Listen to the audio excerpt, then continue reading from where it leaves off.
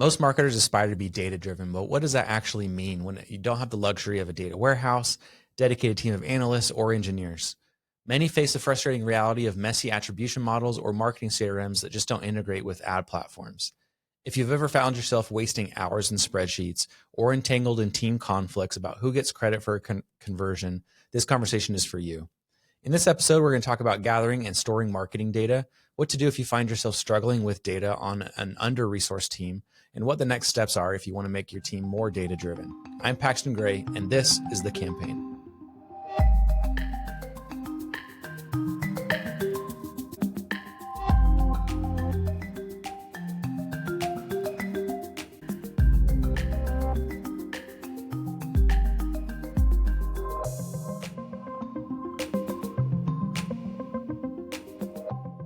Hello, everyone. I am Paxton Gray, CEO of 97th Floor. 97th Floor is a digital marketing agency built to deliver world-class organic and paid channel strategies for mid-level and enterprise organizations. Thank you for joining us today for another episode of The Campaign. The Campaign is a marketing podcast about better knowing your audience, innovating beyond best practice, and converting visitors into customers. You can find past episodes of The Campaign on YouTube, iTunes, Spotify, and at 97thfloor.com. Today's guest is Gallant Chen, founding partner of Gallant Growth and a seasoned marketing executive with a track record of scaling growth for B2B SaaS and marketplace businesses. Gallant has served as an advisor and consultant for companies including DocuSign, Shopify, New Relic, Mixpanel, Nutanix, Upwork, and Thumbtack on marketing strategy, customer acquisition, retention, and monetization. He has deep expertise in demand gen and paid acquisition, but also supports areas including the hiring of internal or agency teams, lifecycle and email marketing, CRO, marketing analytics, and marketing operations. Prior to founding Gallant Growth, Gallant ran digital marketing at Zendesk and held marketing roles at SurveyMonkey and Apple. Gallant started his career as a strategy consultant at Bain & Company and holds an MBA from the Kellogg School of Management and a Bachelor of Science from Stanford University. In this episode today, we're going to talk about, number one, why most marketing teams can't make truly data-driven decisions, including how severe under-resourcing and disconnected teams leave marketers guessing what actually works. Number two, what realistic data solutions look like, from the ideal marketing data warehouse down to practical workarounds using existing tools like Salesforce or spreadsheets. And number three, how can we unlock dramatically better platform performance, specifically why feeding quality conversion signals to ad platforms improves their AI optimization. Let's get into it. All right, Gallant, thank you so much for being on the show today. We're excited to have you and diving in. Gallant, you have said that most people feel like they're doing data-driven marketing, but they're not actually doing it, or at least not driving all the way that they could. Where do you feel like marketers are falling short? Where do you see in your consulting organizations that aren't, like, where are they falling short of doing true data-driven marketing? I think one of the challenges for marketing as a function is that oftentimes it's under-resourced from a data reporting analytics perspective. I work with a lot of companies where, in some cases you might have a team of 20, 30, 50 plus marketers. And in some cases they have one analytics person supporting the entire organization and function. And I think about how important data and reporting and analytics is for the function of marketing, especially a lot of the digital demand gen performance stuff. And I just think that is not enough in most cases. And so I think, like, part of the challenge is for marketing teams to build the case and get the right resourcing. Sometimes that is because those types of resources are centrally located in the organization, right? There might be a centralized analytics or data engineering function, and then those teams are often not as familiar with marketing data and reporting, in part because a lot of those teams are primarily usually built to support a lot of the finance or product or engineering side of the business. And so marketing is often, a secondary priority for them. And so, for the marketing teams to justify the right resourcing can be quite challenging. If you were to wave a magic marketing wand over a company to create the ideal setup from a data and marketing, a data fueled marketing perspective, what would that setup look like? What roles and functions do you think organizations should build within or dedicate to a marketing team? Uh, it's a good question. There's a lot of pieces. There's a lot of pieces to it, and I think maybe that's part of the problem, which is um, there is just making sure that you have the data that you need, uh, and then collecting that data, and then actually being able to put it in the right places where it's actionable and usable. In some cases, that means building reporting dashboards, different tools that can support the different functions of marketing. So there's some of that, which is just what is the data that is actually needed. And from my perspective, to really understand marketing, you want to understand the end to end, right? Which is like we do a bunch of things from a marketing perspective. We, invest in a bunch of channels. We run a bunch of events. We, have a bunch of campaigns, and we spend a bunch of money that drives, in some cases, traffic that gets us leads from events. And then what does that lead to downstream for the business in terms of, depending on the types of business, whether that's like if you're a B2B, more traditional B2B business, that's leads and, MQLs and SQLs and opportunities and pipeline and ultimately close one. And being able to first of all, collect all that data and then understand what are sort of all the touch points and the life cycle interactions that those customers had before, or prospects had before becoming customers. Just gathering all that data, connecting it, and being able to report on it is quite a significant undertaking, right? Because first off, you need to architect the systems. You need to understand what you need to collect, and then you actually need to build the systems to collect it. And in order to do that, oftentimes you're working with existing software tools, right? So if you think about your typical, B2B marketing tech stack, you probably have some sort of front end analytics solution that you're using. Maybe that's Google Analytics, maybe that's an Adobe Analytics. You probably have some sort of JavaScript tracking to understand the sources that people are coming in from in terms of, are they coming in direct via organic search, paid search, or other referral channels?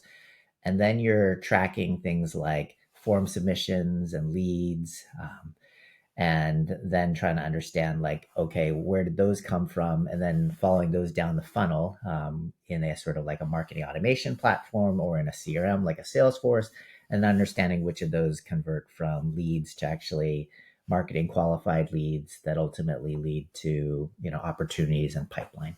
And so there's a lot of data pieces that need to be connected, and then you need to build sort of the reporting layer on top of that. And so it requires having the right systems, gathering the right data, and then in order to do a lot of these things, you often need data engineering resources, right? To be able to connect the different data sources, or perhaps pull from the data sources and push it into like a data warehouse, right? Mm-hmm. So I think one of the things that I think is ideal, because you asked sort of if I could wave a magic wand and say these are the things that you want, is I typically recommend that clients have a marketing specific data warehouse. And I would say a lot of companies typically have a data warehouse of some kind, but it's usually a product data warehouse or a finance data warehouse. And they don't always have a marketing data warehouse. There may be some marketing data that is collected in that data warehouse, but it's not specific for marketing. And so I feel pretty strongly that if possible, marketers should have their own data warehouse that captures all of the marketing data, puts it into one place where the marketing team can report on that, right? And so in order to do that, you need the data engineering resources to do that. Those resources are not cheap, right? Mm-hmm. And so for marketing to justify that is quite challenging. And then that's just getting the data into the systems and then being able to have it accessible.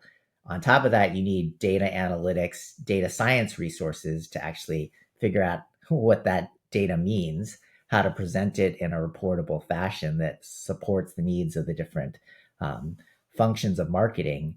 And then in some cases to actually understand and interpret it and make sure that the data, you know, is actually actionable, and that, you know, in some cases that it's statistically significant, all these sorts of things that again are like relatively expensive resources, right? Like Yeah. most marketing teams, depending on the size, probably don't have a full-time dedicated data science resource, right? They might be able to borrow part of a data scientist or a data science team's resources, but in most cases they don't have it. But the reality is, you know, if you think about some of the things that they need to be able to do, it's often quite important as a skill set that is therefore lacking in the teams. Yeah. So I'd imagine part of the barrier to getting this level of data within the marketing function is incentives for individuals. And I think it could potentially maybe even boil down to that. Um, the CEO or C-suite has one set of motivators that perhaps different than motivators at the director level within marketing or even the tactical execution level. And I wonder if perhaps those incentives don't align, or when we try to get budget for this data, we're not accurately addressing those incentives at the higher levels. So I guess if you could lay out, I wouldn't expect this to be a complete list, but what are some of the benefits? Like, what's the gold at the end of that rainbow, or that struggle, I guess, actually, of building out that data function? Like, what will marketers be able to do that they can't do now, and what will that mean for organizations in a dollars and cents sense?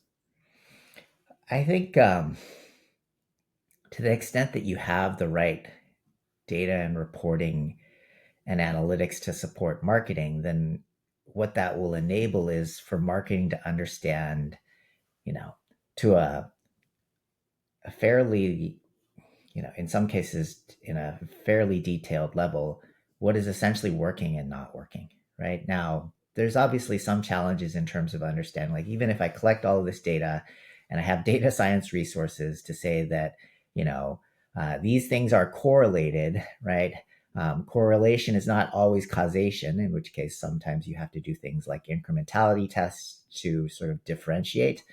But I think if you can have all of the data, then it should allow you to understand, you know, essentially like where you should focus your marketing resources going forward and better sort of allocate the limited resources that you have from a budgeting perspective to go after the areas that are the highest return in terms of a marketing investment. And what that allows you to do is get more for your dollars going forward, right? In terms of like optimizing existing spend, right? So to the extent that you have the ability to understand, you know, that these specific channels are performing better than these other channels, and therefore I should shift my dollars.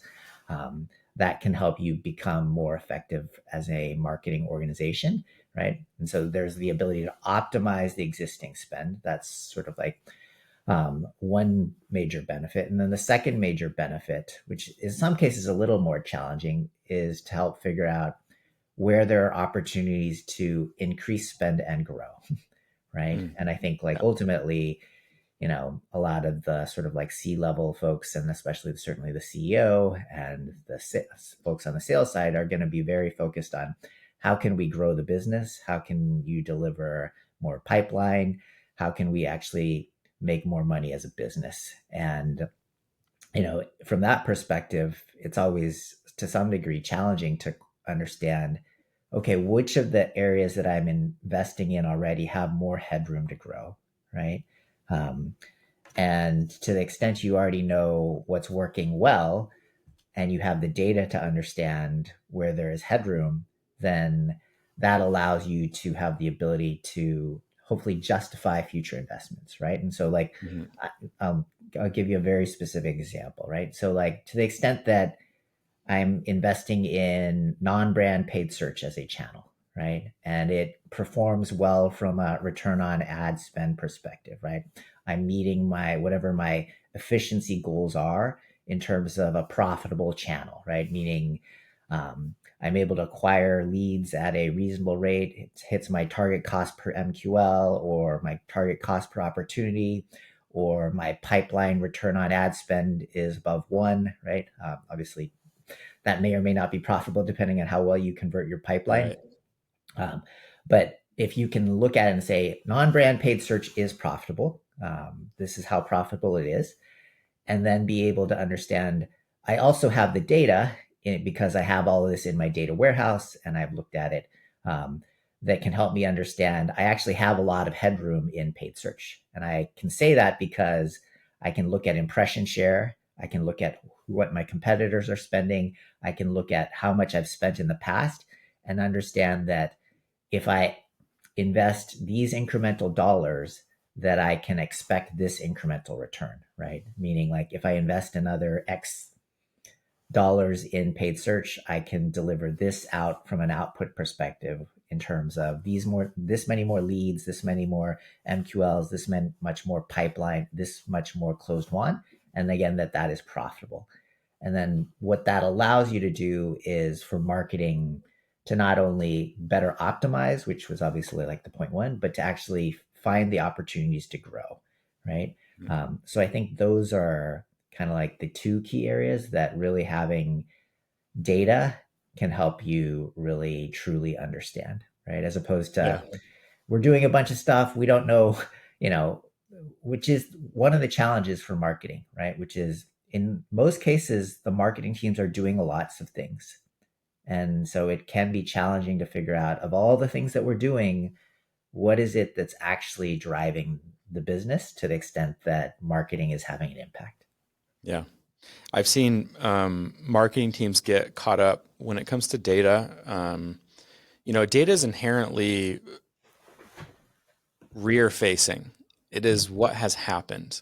Yeah. And I think a kind of a novice move in the marketing world is to place so much emphasis on what has happened and not enough emphasis on so what will happen. Right. And so I think getting the investment for the data, if we're making a stronger case for this is going to inform the future rather than this helps me better understand the past, that's just not a compelling standpoint. And I think sometimes we rely a little bit too much on that. And particularly around AI, I think when it comes to AI, I'm convinced that those with more and better data are going to be the ones who will catapult forward. And I'm curious if you have any stories or use cases around companies or brands that have taken some really cool data and used it in AI, or have you seen anything like that yet to further add another like button or badge to the case of like, hey, you got to invest in gathering more data? It's a good question. I don't know if let me think about that. I think one area that, and arguably this is an area that a lot of marketers have used AI for for many years now, which is effectively smart bidding Mm.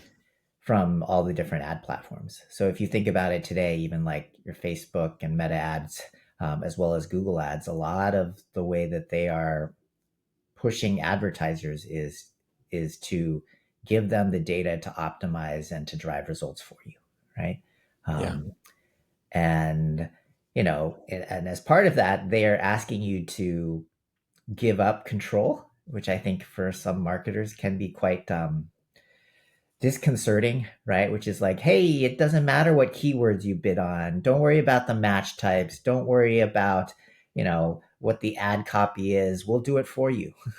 Um, and, you know, I think as marketers who've had those controls and feel like we know what we're doing in terms of choosing the right keywords that make sense for our business, or what match types make the most sense, or what ad creative is going to resonate most with our customers, that's kind of it feels strange, right? Mhm. Because essentially we are giving up control. But what I will say is that I have found that not always, but in many cases, when you give the platforms the right data set to optimize on, they will drive good performance for you, right? And so one of the challenges is making sure that you give them the right signal so that they will actually optimize and get you the best results, right? And what I have found is that when you do that, they do quickly figure out what works and what doesn't work, right? As an example, one of my clients, was very focused from a smart bidding perspective previously on essentially just leads, right? And so they were Mhm. driving leads, and so the goal in bidding was optimized to drive the most leads for um, their business. And what they found is that Google could drive leads at a low cost per lead, but that the lead quality was quite poor, right? And that's because ultimately, like, Google's trying to drive as many leads as possible at the lowest cost for you. And because of that, they're going to be the lowest leads that are going to exist, right? Whereas if you can optimize to a more downstream metric, for example, opportunities or even SQLs, then you're giving Google much better signal. And so they can figure out pretty quickly, oh, these leads don't convert to SQL. So, and those were driven by these keywords and these match types, and I'm going to turn that off, right? And I'm going to focus on the ones that actually are actually driving your SQLs or your opportunities or whatever it is that you are now optimizing on. If you give them good signal, then they actually will find you the best stuff. And I honestly do believe that in most of those cases, having that type of data is actually driving better results for marketers. Great use case. That's a perfect example. And again, it merits investment then, where you can connect the dots between, listen, if I can get better data and cleaner data, then I can feed it into this. I'm going to get better output. Um, Yeah.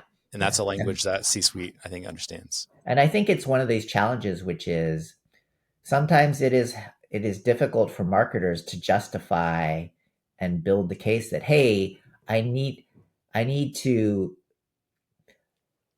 I need to actually push this downstream conversion data from my platforms, right? From Salesforce or from my data warehouse, and I need to push it back into the ad platforms, right? Because that requires essentially like an engineering project, right? To connect to the API, to figure out, what is the data source, how I'm going to push that data on a regular basis to make sure that Google or Meta has the right data. And in a lot of cases, the marketing teams don't have the right resources to actually do this, right? Because it does require some, development skills and some data engineering work. And if they don't have those skill sets, then they need to go figure out what skill sets in the company do have those resources that then can support these efforts. And then part of the challenge is while those resources may have the technical understanding to figure out how to connect to an API, they're not familiar with a Google Ads API platform or a Meta Ads API platform. So they have to learn it too, right? And so it's actually a pretty significant lift to actually put in place the infrastructure to do offline conversions or CAPI. And therefore, it oftentimes doesn't happen, right? So you Yeah. can, I've worked with companies where I'm like, oh, wow, you're spending millions per month, and yet you don't have good data that's being pushed back into the ad platforms. You're just relying on the downstream. Yeah. Recent data shows that brands are seeing a 30 to 50% decrease in traffic because of Google's AI overviews. That's an enormous traffic loss. If this is something you're thinking about, either because you need to recover traffic or stay ahead of all the changes in AI search, I want to offer you a completely free AI overview audit. I'm Brittany Dillard, a senior SEO strategist at 97th Floor, and our teams use this exact audit for our clients to discover where brands sit in AI overview results compared to competitors. This AI audit informs our strategy for how to drive more conversions as AI continues to develop in search. And we've been able to help brands maintain conversions and therefore revenue even while search traffic drops. If you're interested in getting this comprehensive AI overview audit done for your brand, completely free, head on over to 97thfloor.com/AI-audit and fill out the form on that page so our team can get started. A link to that page will also be in the show notes, and trust me, you want to take advantage of this one. Hi, I'm Kennedy Hart, Growth Marketing Specialist at 97th Floor, and today I am bringing you the latest in marketing and AI news. Search Engine Land just conducted a large investigation into Google's search systems, and the findings are pretty revealing. They uncovered nearly 1,200 Google experiments running behind the scenes, way more than anybody expected. The interesting part is that Google isn't building just one AI assistant, they're creating dozens of specialized agents to help with health, cooking, travel, and more. Their internal debug menu showed almost 90 projects in development. Search Engine Land also found that Google has a system that basically creates a mathematical profile of your entire digital life to track your long-term and real-time behavior, as well as systems to know if you're driving, walking upstairs, or sleeping. The big takeaway for marketers is that if your brand isn't recognized as a validated entity in their system, you're basically invisible. The reality is that we're now optimizing for an entire ecosystem of AI agents that are constantly learning about us. So these, a lot of these organizations, despite this, are still going to have a tough time getting the investment they need for a complete build out the way it should be done. So oftentimes as marketers, we have to deal with, okay, so what do I do now? If I can't get that investment, what's the next best thing?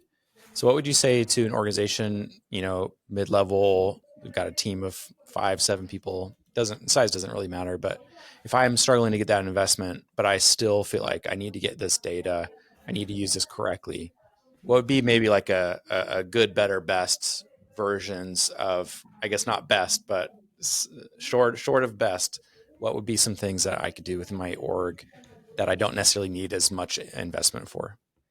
Sure.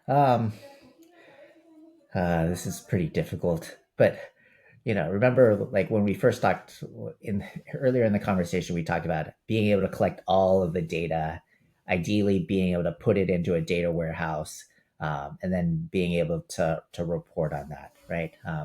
That's sort of like the ideal state, but that's sort of in a lot of cases very challenging to justify and quite difficult from a resourcing perspective. So I am certainly very understanding that not all companies have the ability to actually make those types of investments. And a lot of my work is primarily with B2B software companies. So this may be more specific to those kind of companies, and sort of their tech stacks and kind of like what they have in place. But I kind of think about three sort of levels of what you can do, right?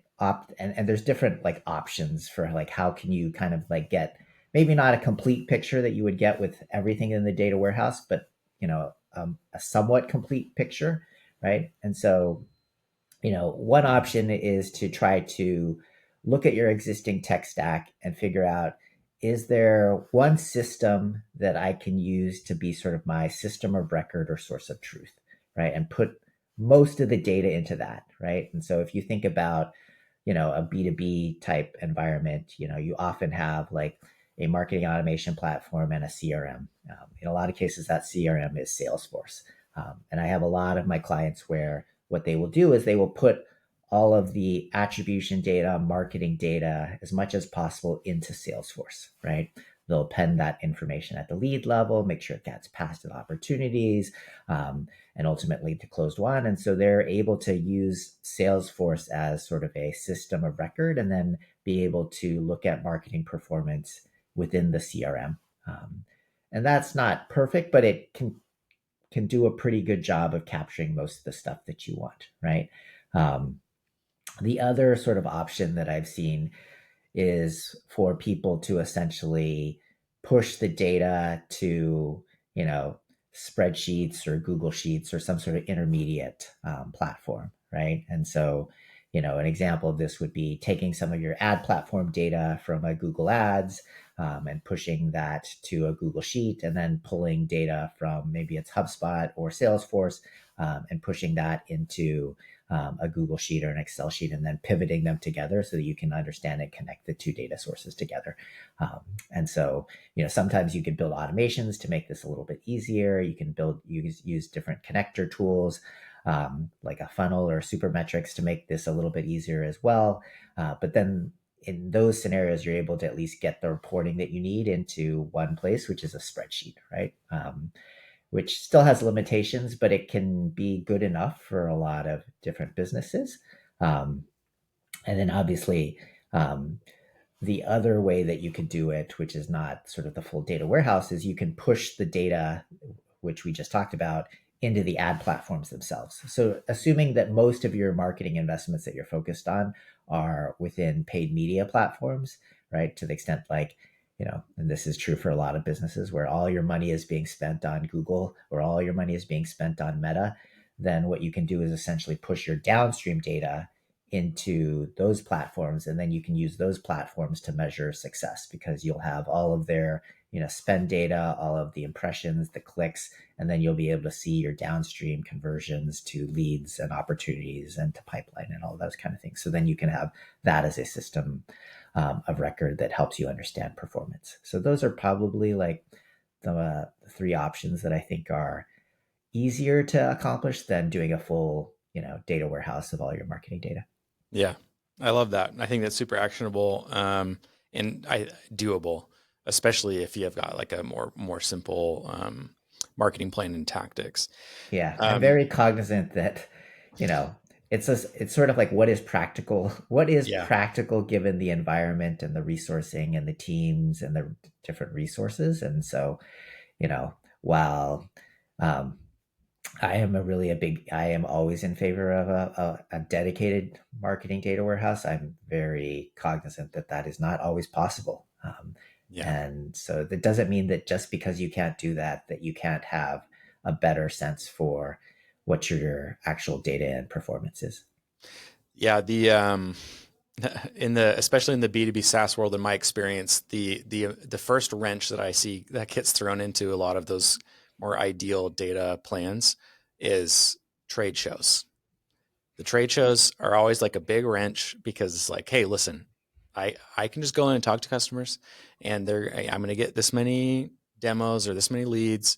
But then, then the battle is like, well, they only came up to the booth because they saw the ads that we were hitting them with beforehand or the emails, or but we're retargeting them and they actually converted because of that. It's just like, it gets infinitely complex by adding this one variable of in-person communication.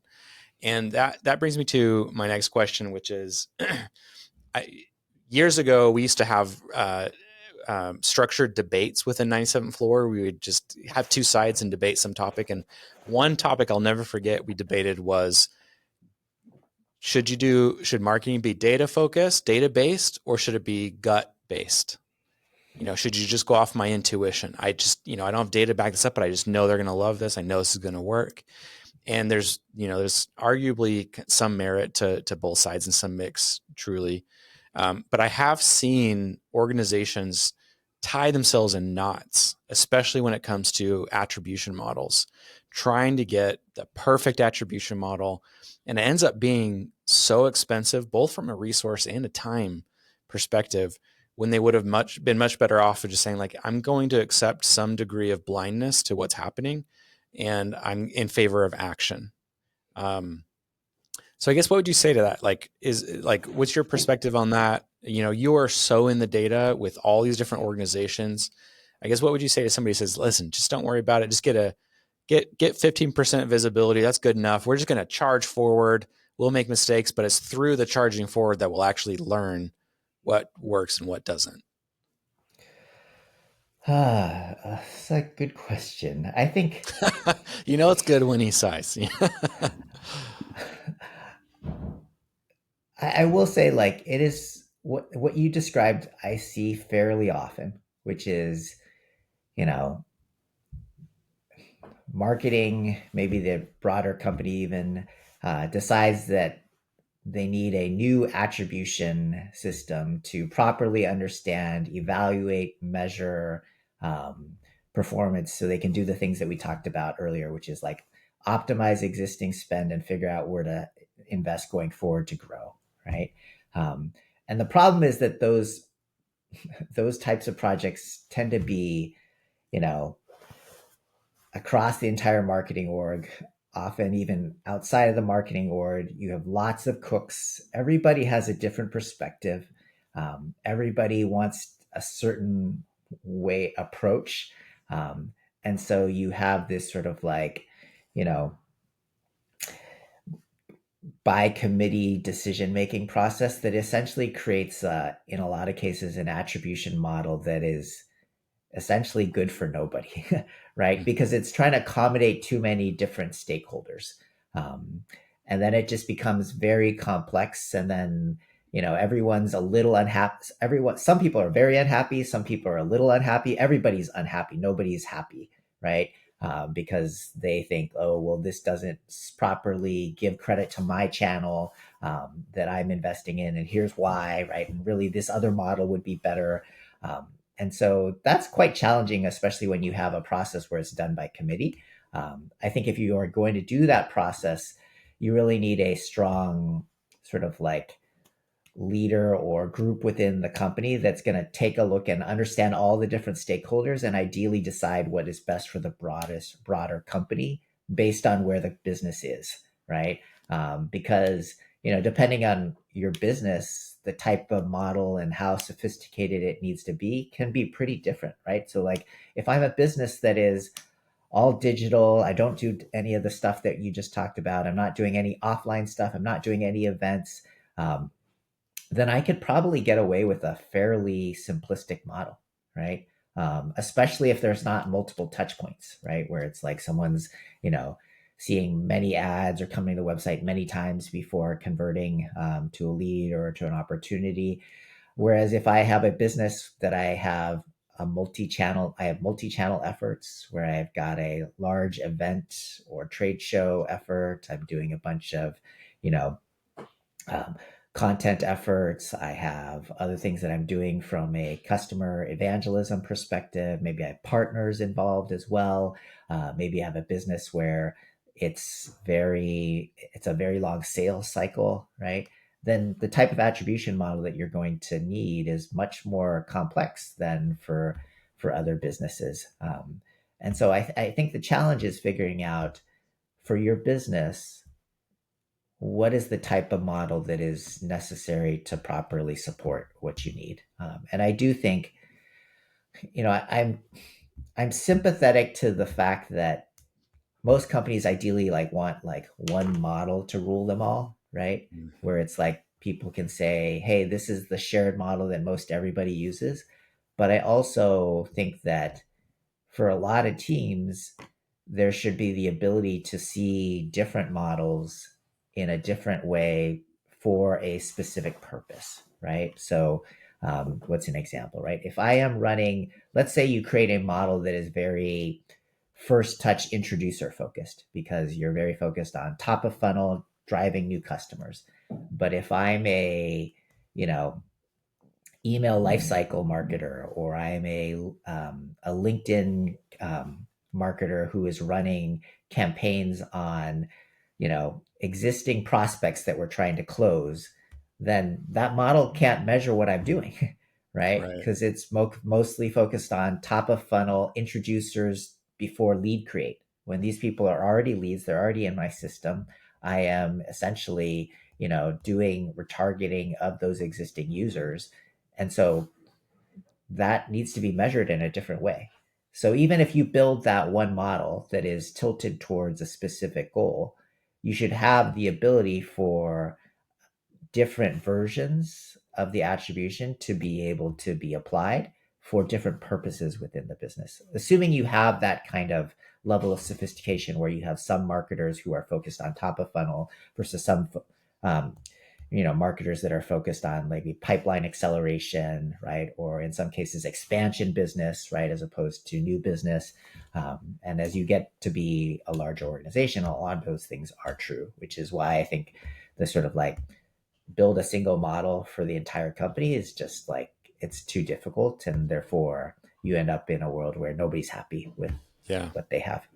Yeah, I think that's interesting, and a really great way for these more complex orgs to tackle it is like build models to help people do their jobs better.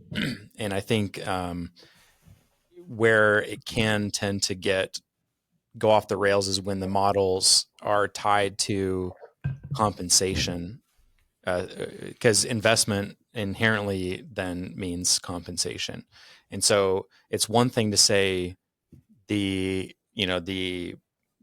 search channel is getting credit for this conversion, and it's another thing to say the paid media specialist is getting credit for that conversion. And I think that idea of like using multiple models, none of them is kind of the be all end all, but they all help everyone to do their jobs more intelligently. Seems like that rings true as like the really great goal for these organizations as they're building out their data. So I'd love to end. Let's say if I'm leading a team and we're in what I would call like a nascent stage of being like having this, like I'm not even close to the data warehouse. I'm trying to get there. And let's say maybe I have a team that doesn't quite yet have the skills needed to take us there. Barring the investment, what would you say to a marketing leader? Have your team start learning X, or have them start diving into this in order to get your team moving in the right direction. What would be that next step for them?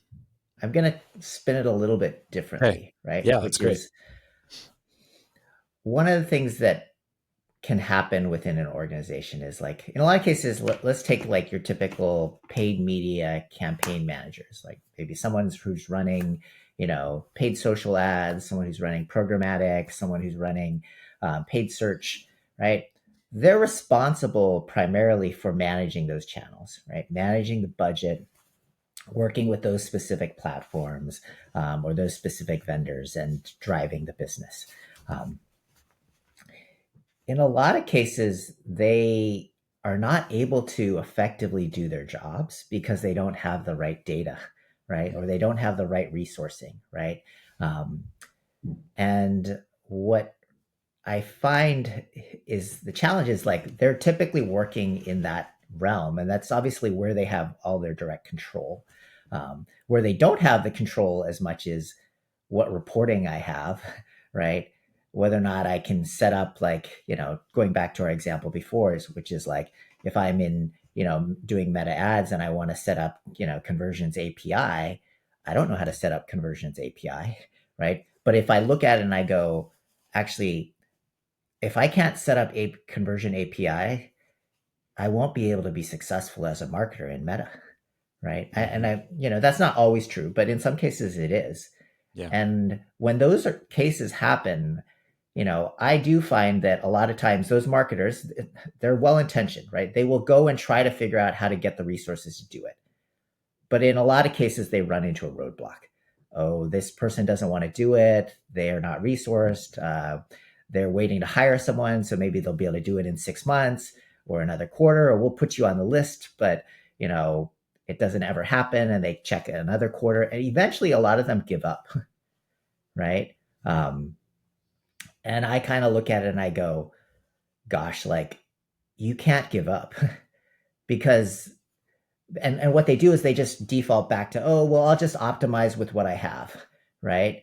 I'll just use whatever reporting I have. It's good enough, but it's not perfect. And I just look at that and I say, no, like your success is tied to this. That's way more important, even if it's outside of your wheelhouse and not something that is technically your area of responsibility. It kind of is because you're responsible for that channel. And if that channel cannot be successful because you don't have the right reporting, then you need to be spending the time to figure out how to solve for that, as opposed to like figuring out, oh, maybe I'm going to like change my bids, refresh this creative, do all the things that you're normally going to do, because those things are actually more important. And so to your point, if that means like I need to go learn SQL because I need to go figure out how to like pull the data myself out of the data warehouse, or if that means like I need to go research tools that will allow me to connect the data, right? So like going back to that conversion API example. Like instead of having,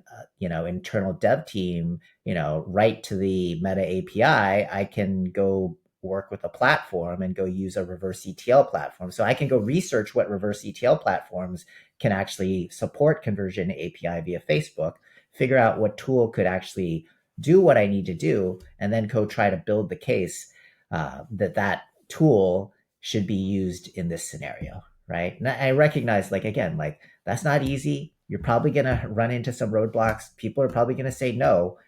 But if a success for you is tied to some of these analytics or data or reporting issues, to me, those things are far more important. Like to some degree, and I know this is impractical, you should basically say, I don't think as a company it continues to make sense for me to spend on Meta ads until I get this done. Yeah. Right. And I think that approach is what's ultimately necessary, but oftentimes is just challenging within the context of these organizations because, in most cases they tried, right? Right. And it's just they met resistance and then they gave up and then they don't try again, which I think is unfortunate because ultimately it means that they are essentially hampered and handicapped in terms of what they're able to do. Oh, I love that. That is such a great takeaway, and building that resilience to continue to push, either figuring out how to build it yourself or continuing to push to get investment, even if you've been told no. I love the ideal would be that they have a data analytics partner or maybe a marketing technology partner who would actually go and drive that for them, right? That's the ideal and really what should be the case. But in so many of these companies, that just is not true. And so, I feel like as marketers, they should try to own that more, right?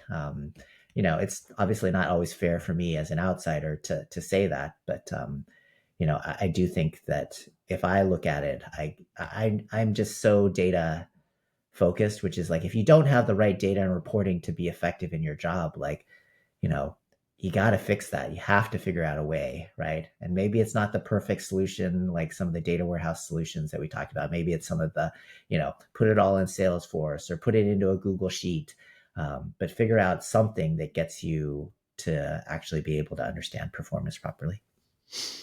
Oh man, great takeaway to end on. I love that. This has been a really great discussion. I think it's if you're listening, think about where your org is at from a data perspective.